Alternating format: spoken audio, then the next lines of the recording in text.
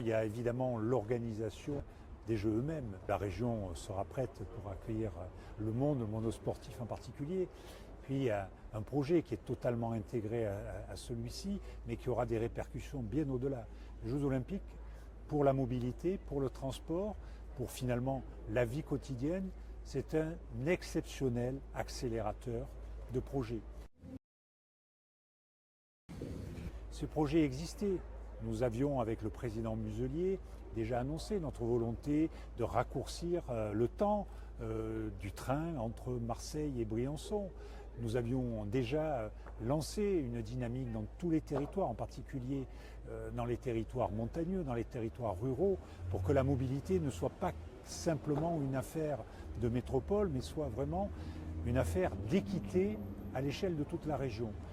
Et aujourd'hui, c'est un argument majeur pour rassembler l'ensemble des partenaires locaux d'abord, où là nous sommes extrêmement groupés, un véritable pack de rugby pour faire allusion à un autre événement mondial qui a irrigué notre territoire, mais également partenaires nationaux, l'État, les grands opérateurs de transport et de mobilité, opérateurs internationaux, l'Europe, parce que cet objectif des Jeux Olympiques de 2030 va permettre, comme je disais, d'accélérer et surtout de solidifier ces projets. Projet de la ligne nouvelle Provence-Côte d'Azur, projet de la ligne des Alpes pour le ferroviaire à titre d'exemple, mais aussi les chemins de fer de Provence. Beaucoup de choses vont converger en matière ferroviaire vers les années 2030. Elles étaient déjà engagées par notre contrat de plan État-région.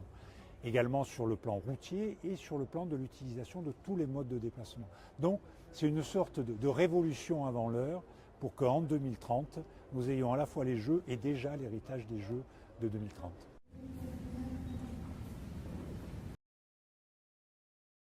Dès la parution de la loi d'orientation des mobilités, nous avons créé tous ensemble les 946 communes, les 52 intercommunalités, les 6 départements. Nous avons créé ce qu'on appelle 12 bassins de mobilité. Il y a donc des bassins de mobilité dans toute la région. Ça couvre en particulier les Alpes de Haute-Provence, les Hautes-Alpes, et le Vaucluse et les Bouches-du-Rhône, le Var et les Alpes-Maritimes. Tous vont être concernés par un impact de ces Jeux Olympiques. Et partout, nous sommes en train de rédiger un contrat opérationnel de mobilité qui couvrira la période 2025-2028. Donc on est vraiment sur des actions qui viennent en complément des grands projets auxquels je faisais allusion et qui vont venir consolider ce maillage très fin, très précis de toute la région autour de ce sujet essentiel qui est comment mieux se déplacer de manière plus durable, mais avec également une forte attention à la qualité de vie, à la santé et au développement de l'activité. Donc nous sommes au travail avec l'ensemble des élus dans ces bassins de mobilité et je donne rendez-vous dès les premiers mois de 2025 où nous rendrons public ces 12 contrats opérationnels de mobilité.